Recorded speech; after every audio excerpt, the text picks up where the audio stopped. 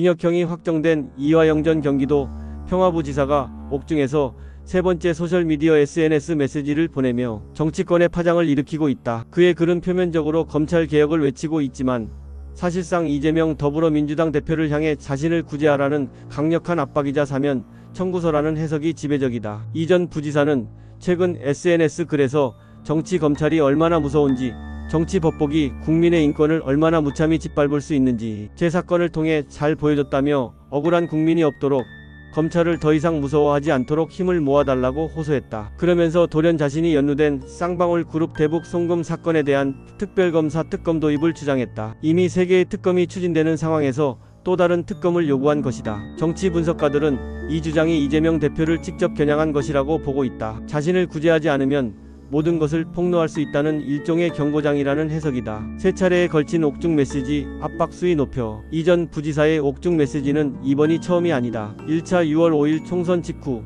그는 새로운 세상에서는 정치 경쟁자를 제거하기 위해 악질, 검찰을 동원하는 일이 없으면 좋겠다며 조작된 증거를 유죄의 근거로 삼는 법원도 개혁해야 한다고 주장했다. 검찰과 사법부에 대한 개혁을 명분으로 자신의 억울함을 호소한 것이다. 2차 6월 10일 그는 한 발 더 나아가 정치 검찰의 조작, 보복 수사를 받고 있는 조국, 이화영, 송영길을 사면해야 한다며 자신을 포함한 구체적인 사면 대상자를 거론했다. 사실상 공개적으로 사면을 요구하고 나선 셈이다. 3차 최근 그리고 마침내 쌍방울 특검 카드를 꺼내들었다. 이는 자신과 이재명 대표가 함께 연루된 가장 민감한 사건을 정면으로 겨냥한 것으로 이 대표를 향한 압박 수위를 최고조로 끌어올린 것으로 풀이된다. 이화영이 쥔키 대북 송금 사건의 진실, 이 전 부지사의 압박이 힘을 얻는 이유는 그가 이재명 대표의 치명적 약점이 될 수 있는 대북 송금 사건의 핵심 인물이기 때문이다. 이 사건은 형식상 제3자 뇌물죄 혐의를 받고 있지만 북한에 달러를 보냈다는 점에서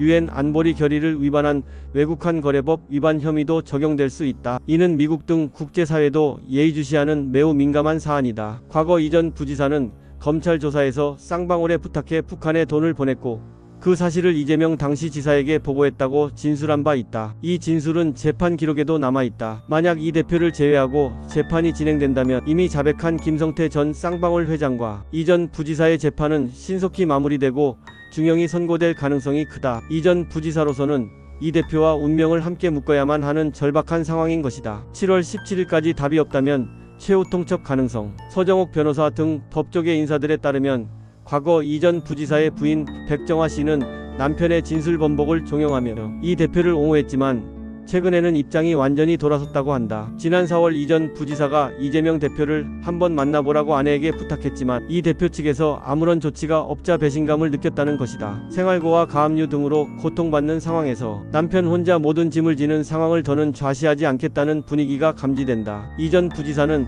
3년 가까운 수감 생활로 건강이 악화된 데다 1심에서 이미 징역 9년 6개월의 중형을 선고받았다. 대북 송금 사건까지 유죄가 인정되면 사실상 감옥에서 생을 마감할 수도 있다는 극도의 불안감에 휩싸여 있을 것으로 보인다. 이 때문에 정치권에서는 이 전 부지사가 대통령 사면이 단행될 수 있는 제헌절 7월 17일까지 이 대표 측의 답변이 없을 경우 모든 진실을 폭로하는 극단적인 선택을 할 수 있다는 관측마저 나온다. 만약 이 전 부지사가 북한에 보낸 돈은 이재명의 지시였고 모든 진행 상황을 보고했으며 이 대표도 알고 있었다고 다시 한번 법정이나 언론을 통해 공식적으로 밝힌다면 이 대표는 정치적으로 회복 불가능한 타격을 입게 될 것이다. 이재명의 딜레마, 이러지도 저러지도 못하는 상황. 이재명 대표는 그야말로 진퇴양난에 빠졌다. 이 전 부지사를 사면해달라고 대통령에게 요구한다면 자기 죄를 덮기 위해 측근을 사면한다는 국민적 비판에 직면할 것이다. 게다가 박성재 법무부 장관이 사퇴 의사를 밝혀 장관이 공석인 상황에서 사면 절차를 진행하기도 쉽지 않다. 반대로 그의 요구를 외면한다면 시한폭탄이 된 이 전 부지사의 입이 언제 터질지 모르는 불안한 상황을 감수해야 한다. 이 전 부지사가 SNS를 통해 벌이는 미친 짓이 이 대표의 정치 생명을 끊는 칼날이 될 수 있는 것이다. 측근의 옥중 서신이 부메랑이 되어 돌아오면서 이재명 대표는 사법 리스크의 가장 깊은 수렁으로 빠져들고 있다. 이화영이라는 이름은 이제 그에게 가장 뼈아픈 아킬레스건이 되고 있다.